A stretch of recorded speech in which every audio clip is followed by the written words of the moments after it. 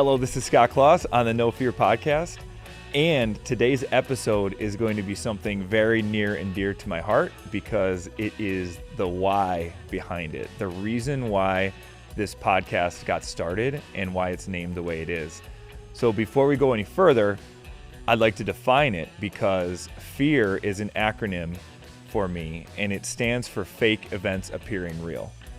And the more I look around and observe myself and others, I just realize how big of an issue this actually is, like the reality that's going on in your head versus the reality that's actually happening. So if I had to define 3 goals for this podcast, one, it would be just that. It would be to bring light to the fact of the difference between what you tell yourself and what the reality is. How you talk to yourself versus how you talk to other people, because I believe that really does hold us back and limit us. The second goal is just to bring more of a light to mental health and mental health awareness.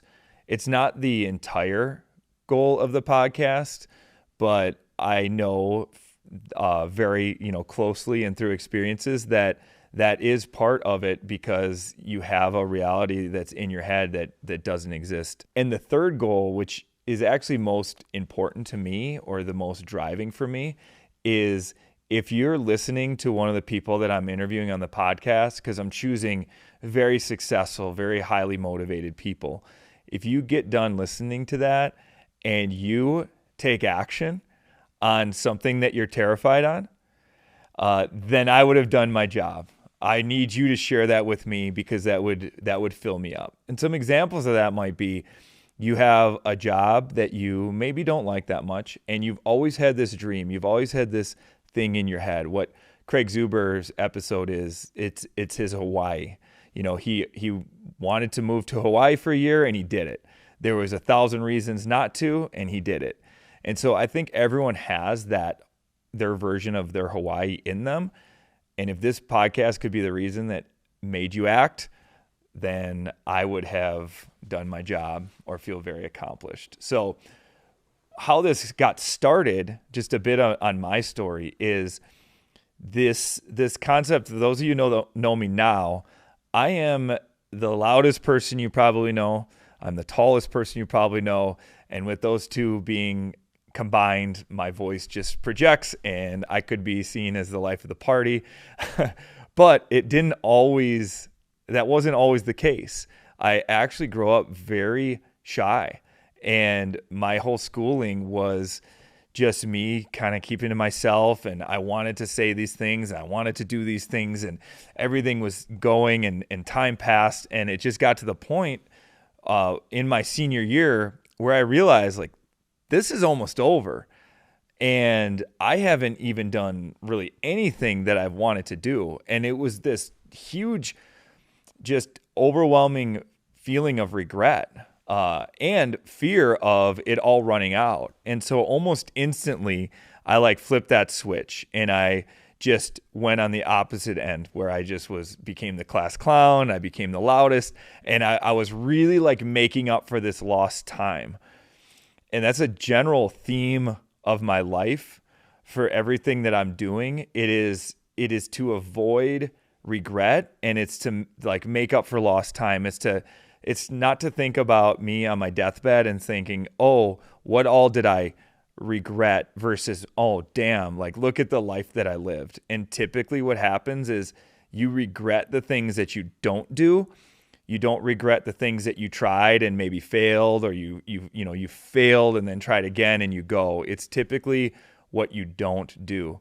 And so I look back at my sports career, and there's one picture that I keep near my desktop, and it helped motivate me, and it doesn't help motivate me anymore because I have put this chapter to rest, because what gets you to where you're going doesn't always necessarily mean it's going to get you to where you want to go. But for 38 years of my life, I use this one picture of me, and it is before our high school basketball game, sectional finals my senior year. It was Madison East versus Madison West. and I was the starting center. I was Mr. Reliable, team captain. And that game, I wasn't starting. I had my shooting shirt on. And what happened was I let fear get in my way so much to the point that my coaches realized that I wasn't the player that I was. I just let the moment become too big. And with sports in particular, I have so much regret around how I had my mindset handle that, just with the things I was telling myself versus what was actually happening. It carried through college, and there's very rare where I go a week where I don't have a dream about I'm able to suit up again in college. I didn't take my last year of eligibility, and so I have these dreams where I'm able to play again, and I'm able to prove myself, and I'm able to go.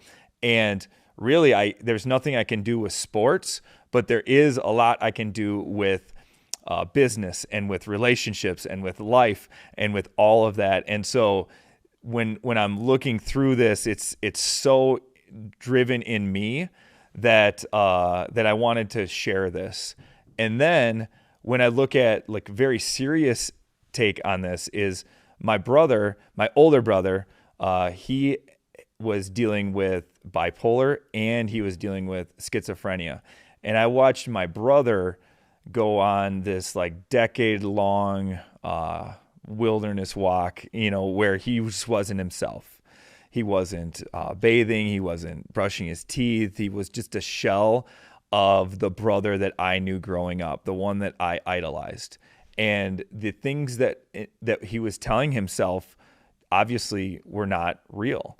It doesn't have to get to that extreme. He did end up, taking his life in 2018, which was 6 years ago as a 42-year-old, which I am now 42 as of last week. And so it's very timely. It's very raw for me, and it's powerful.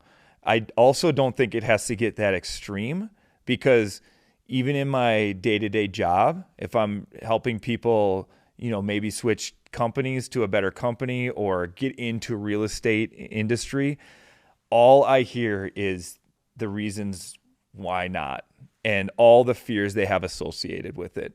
And it's so triggering for me because I just want what's best for them. I just want them to be able to say like, hey, I am fearful of this and I have the courage to act anyways.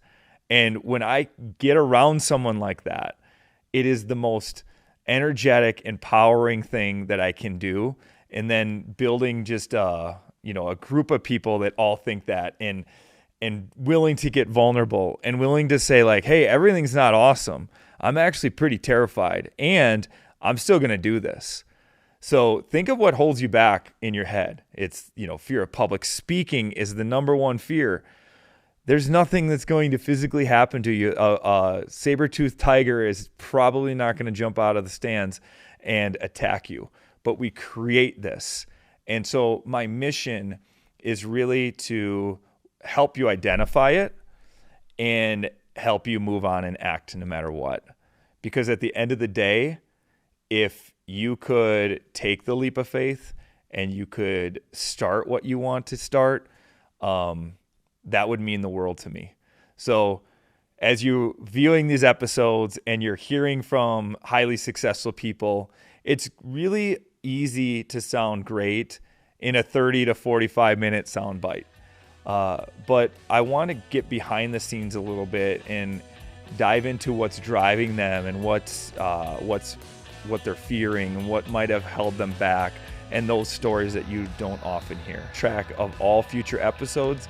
Please follow No Fear Podcast. You can like it and you can share this with your friends and anyone that you think can use this message. Thank you so much.